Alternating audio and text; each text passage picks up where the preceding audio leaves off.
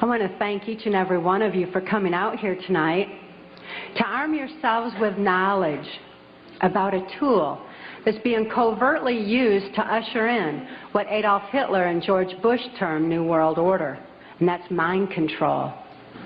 These criminals that are in control of our country operate on the philosophy that secret knowledge equals power. For as intelligent as these perpetrators are, they're limited in their thinking by their own immorality. They don't have wisdom, they don't think deep, and they never considered the strength of the human spirit. I know that I'm extremely fortunate to have survived my CIA, MK Ultra, White House, Pentagon level, trauma-based mind control victimization. I'm telling everything that I witnessed and saw and heard and photographically recorded behind the scenes of this New World Order effort. These truths have been covered up and kept from all of us for a long time under a blanket of so-called national security. I'd like to begin by defining mind control. I realized that my experience was extreme, that the extensive, total robotic, absolute mind control I endured is more limited than the kind of mind control that's proliferating in society. Mind control has kind of a sliding scale where you've got the total robotic mind control on one side, and you've got mind control that's proliferating, such as in occultism in this country, or Global Education 2000, where children are losing their freedom of thought and their ability to critically analyze. And as Mark and I have heard so many, many times from people who have read the book and heard us speak out, that this is a thread that's tying things together. All of a sudden, this whole New World Order is making sense. The erosion of constitutional values, the erosion of morality in this country, all of a sudden, it begins to make sense when we learn about mind control. I was born in 1957 in Muskegon, Michigan, to a multi-generational incest-based family. My father sexually abused me as far back as I can remember, and I've often heard him state that he began substituting his penis for my mother's nipple while I was still an infant. I tell you this so that you can understand that my sexuality was confused in infancy. It was put into an area of my brain that's much like survival, like eating and drinking would be. The sexual abuse that I was enduring was so horrific that I developed dissociative identity disorder. Even though I couldn't understand that what my father was doing was morally wrong, the pain and the suffocation of his abuse was so extensive that I developed dissociative identity disorder. Therefore, I developed a compartment in my brain, a little area behind amnesic barriers that was actually the neuron pathway shutting down in my brain in order to compartmentalize the memory of the abuse so that the rest of my mind could function normally as though nothing had happened. So if I'd see my father at the dinner table, I didn't remember sexual abuse. But as soon as he unzipped his pants, the part of me, that part in my brain that knew how to deal with that horrific abuse, the neuron pathways actually physically opened up so that that part of my mind could deal with my father again and again and again as needed. I developed another compartment in my brain to deal with my mother's abuse. Her abuse was primarily psychological. She suffered from dissociative identity disorder herself, and I don't hold her accountable for her actions the way that I do my father, who is fully aware of what he was doing. My mother destroyed any remnants of self-esteem that I might have developed, and her abuse was so horrific that I developed another compartment in my brain just to deal with my mother. I developed another compartment to deal with the child pornography that my father was subjecting me to. At that time, there's a criminal faction of our government that was interested in targeting children such as myself for mind control, because this compartmentalization of memory was something that they deemed ideal for keeping government secrets. Additionally, people who suffer from dissociative identity disorder develop a photographic memory behind those amnesic barriers, because the brain has a defense mechanism that when trauma occurs, it photographically records events surrounding trauma. That way I could deliver messages to and from government leaders, or in my case also drug lords, who were involved in funding the black budget and funding the New World Order controls. Dissociative identity disorder persons also develop 44 times visual acuity. Very often that's why you see them wide-eyed with the whites around their eyes, because they're actually taking in more of their surroundings than the average person. Therefore, I was used as a sex slave and also delivered messages to and from these government leaders. At that time, the politician, local Michigan mafia politician, the politician who was protecting this Michigan mafia pornography ring was a guy named Gerald Ford. This is the same Gerald Ford that went on to become the first unelected president of the United States. Gerald Ford is not a pedophile per se. He's what I refer to as trisexual. He'll try anything. Any age, anybody, anytime, anywhere, just as long as he had control. Therefore, it was Gerald Ford who came out to our house and explained to my father how to raise me in the project according to government specifications. My father had been caught sending this child pornography through the U.S. mails, and therefore he was approached and told that if he sold me into that project, that he would gain immunity from prosecution. Once my father agreed to sell me into the project, I was taken routinely to Mackinac Island, Michigan, which is a political retreat where the Michigan governor's mansion is located. It was a bohemian grove of sorts where politicians met and discussed New World Order controls, where they discussed mind control of the masses, mind control in the school systems, how to use occultism as a trauma base. One of my sexual abusers at that time was the Prime Minister of Canada, Pierre Trudeau.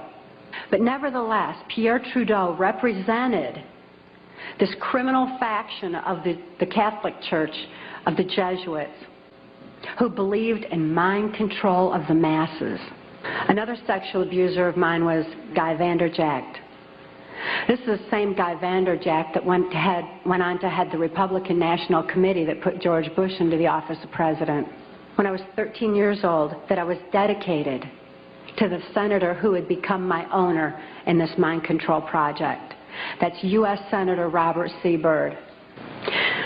Senator Byrd, as my owner, would decide where I should go, when. My first communion, I also endured an extra ritual after that was referred to as the right to remain silent. This involved Congressman Vanderjagt and the head of our church at that time, a Father Don, and they subjected me to an occult blood ritual. This was so horrific. It was this reversal of the Catholic Mass. It confused my mind, because when a person's operating on a subconscious level because they're so traumatized that consciously there's no place for what they're enduring, the subconscious mind has no ability to discern and to question and to reason the same way that the conscious mind does. And this reversal of the Catholic Mass into occultism just made it all seem to run together in my mind. You know that part of my brain that I said would open up to deal with my father's abuse again and again? They changed that so that they decided when, where, and how that particular compartment of my brain would be opened and accessed. And they replaced the triggering mechanism with hypnotic codes, keys, and triggers, hand signals. There's also phone tones that can also open those neuron pathways and give access to the compartmentalized memory as well. But with the right to remain silent, I lost my capacity, my ability for free will thinking. That all I ever heard from that point on was the voices of my abusers directing me, telling me exactly what it was I was supposed to do. Nashville, Tennessee was heavily involved in mind control at that time through the country music industry, and above all, the proliferation of CIA cocaine operations within the country music industry were already in full swing. Country music industry provided a cover for mind-controlled slaves like myself to be taken around the country to the various places as designated, and also to distribute and deliver the large quantities of CIA cocaine that was coming into the country. It was my experience that the CIA's so-called war on drugs is no more than the CIA eliminating their competition. Occultism is oftentimes used as a trauma base for mind control. Who can comprehend that kind of a trauma? Blood ritual is absolutely horrible, and it's a perfect trauma base for mind control, for the compartmentalization of memory. I witnessed Wayne Cox murder a railroad bum down at Nashville's Union Station. It was abandoned at that time, and there were bums around, and he shot him right between the eyes and cut off both of his hands. I was programmed that Wayne Cox would be my first handler. Wayne Cox would follow Senator Byrd's directions and instructions, and above all, he would be subjecting me to more trauma sufficient to satisfy the numerous compartments Senator Byrd wanted developed in my brain for mind control programming so that I could carry out various operations during the Reagan-Bush administration. By that time, Bill Clinton's drug operation was in full swing. He was governor of Arkansas. I delivered it to Bill Clinton, and he cut out 2 lines of the coke, and he did inhale. It was my experience that Bill Clinton is bisexual, leaning far more towards a homosexual end. All I've ever seen him involved in was the homosexual activity, with very limited experience with him myself. Whereas my experience was much more prevalent with Hillary Clinton, because Hillary is also bisexual, leaning more towards a homosexual end, and it was she who accessed my sex programming. Around this same time, J. Bennett Johnston subjected me to some other mind manipulation that involved, instead of an occult theme, an alien theme. Now these guys who are manipulating my mind and programming me for mind control purposes claimed, and these criminals in control of our country as well, claimed to be gods, demons, and aliens, in order that I feel totally helpless. I know for a fact that the plan is to make all of us feel totally helpless, that what's happening is beyond our realm to affect because we've been taken over by aliens, that our Independence Day is dawning. So beware of that.